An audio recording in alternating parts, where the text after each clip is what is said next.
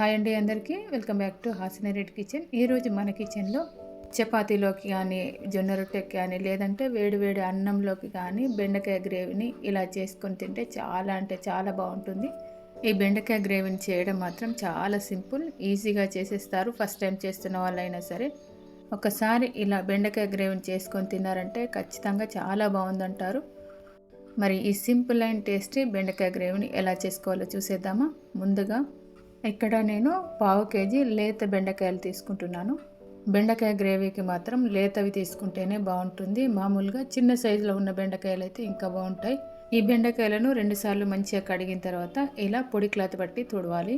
బెండకాయలను కడిగి తుడవకుండా ఇట్లా తడిగానే చేస్తే బెండకాయ జిగురుగా వస్తుంది, కాబట్టి తడి లేకుండా తుడవాలి. వీలైతే కనుక ఒక అరగంట సేపు ఫ్యాన్ కింద పెట్టినా కూడా తడి లేకుండా ఉంటుంది. లేదంటే ఇట్లా క్లాత్ పట్టైనా తుడవండి తడి లేకుండా. తర్వాత ఈ బెండకాయల తొడిమె పార్ట్ అలాగే చివరి సైడ్ పార్ట్ కూడా కట్ చేసేయాలి. తర్వాత బెండకాయను ఇలా చాకుతో మధ్యలోకి ఇట్లా కట్ చేయాలి. మామూలుగా మిర్చి బజ్జీకి ఎలాగైతే కట్ చేస్తామో అలాగే దీన్ని కూడా ఇలా మధ్యలోకి కట్ చేయాలి. ఇలా కట్ చేయడం వల్ల బెండకాయలోకి గ్రేవీ మంచిగా పడుతుంది. ఇలాగే అన్నీ కట్ చేసి మళ్ళీ వీటిని 2 పార్ట్స్గా ఇలా కట్ చేసుకోవాలి. అలాగే వీటన్నింటిని కూడా అడ్డంగా 2 పార్ట్స్గా కట్ చేసి గ్రేవీ ప్రిపేర్ చేసుకునే వరకు వీటిని పక్కన పెట్టేద్దాము. తర్వాత మిక్సీ జార్ తీసుకొని దాంట్లోకి 2 టీ స్పూన్స్ వరకు వేయించి పొట్టు తీసిన పల్లీలను వేసేసుకోవాలి. అలాగే 1 టీ స్పూను పుట్నాలను కూడా వేసేసుకోవాలి. తర్వాత ఇలా కొంచెం చింతపండును 10 నిమిషాలు వేడి నీళ్ళలో నానబెట్టేసి ఈ చింతపండును కూడా వేసేసుకోవాలి. తర్వాత ఒక వెల్లుల్లిని కూడా పొట్టు తీసేసి వేసేసుకోవాలి. తర్వాత 1 టీ స్పూన్ కారం పొడి అలాగే 1/2 టీ స్పూన్ వరకు ఉప్పు వేస్తున్నాను. మీరు మాత్రం ఉప్పు కారం మీ టేస్ట్కి తగ్గట్టుగా వేసేసుకోండి. తర్వాత 1 టమాటాను కూడా ఇలా చిన్న ముక్కలాగా కట్ చేసి వేయాలి. అలాగే 2 లవంగాలు, చిన్నగా దాల్చిన చెక్క, అలాగే 1 లేదా 2 యాలకులు కూడా వేసేయాలి.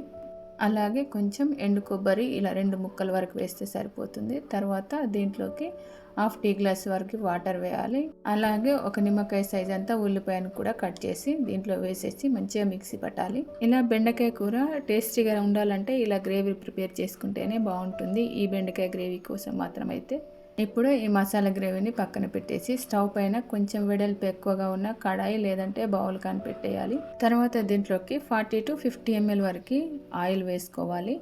గ్రేవీ కూరలకు ఏవైనా సరే ఆయిల్ కొంచెం ఎక్కువగా ఉంటే బాగుంటుందని ఎక్కువ వేసాను. ఒకవేళ మీకు నచ్చకపోతే ఆయిల్ ఎక్కువ వేసుకోవడం తగ్గించండి.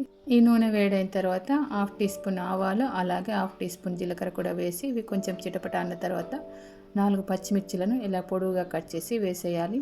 ఈ మిర్చిని లైట్గా ఇలా వేయించుకున్న తర్వాత ఉల్లిపాయ ముక్కలు కూడా వేసి వీటిని కూడా వేయించుకోవాలి.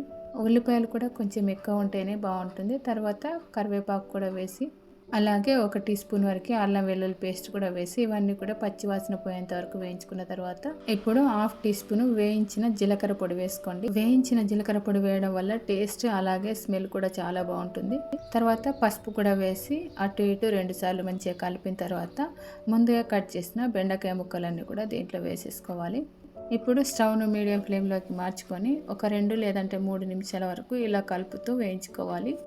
బెండకాయలను ఇలా ఎక్కువ వేయించడం వల్ల జిగురుగా రాదు, కాబట్టి మంచిగా వేయించుకోవాలి. క్వాంటిటీ ఎక్కువ తీసుకున్న వాళ్ళు కొంచెం ఎక్కువసేపు వేయించుకోవాలి.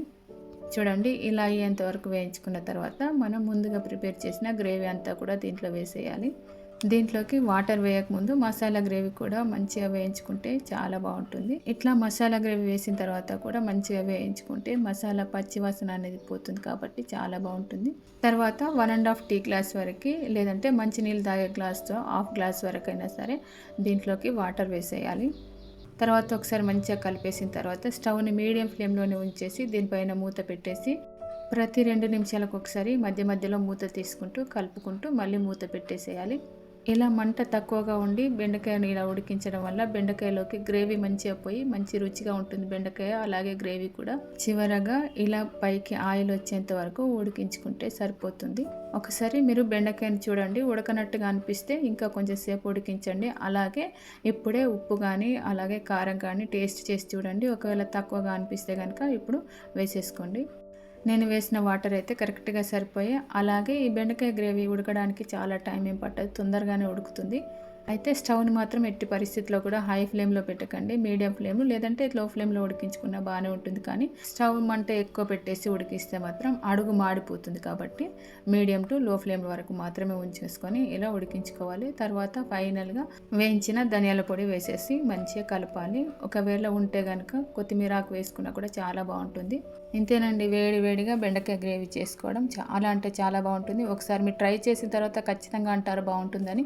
మరి ఈ గ్రేవీతో వేడివేడిగా అన్నంలోకి కానీ చపాతీలోకి కానీ బియ్య పట్టులోకి అయితే చాలా బాగుంటుంది. ఖచ్చితంగా మీరు ఈ రెసిపీని ట్రై చేస్తారని అనుకుంటున్నారు. మీరు కనుక చేస్తే మీకు ఎలా వచ్చిందో మీ ఫీడ్బ్యాక్ని అయితే కామెంట్ బాక్స్లో కామెంట్ చేయడం మర్చిపోకండి. ఎప్పటిలాగే వీడియో చూసిన తర్వాత వీడియోని లైక్ చేయడం, అలాగే మీకు నచ్చిన వాళ్ళకి షేర్ చేయడం అయితే అసలు మర్చిపోకండి.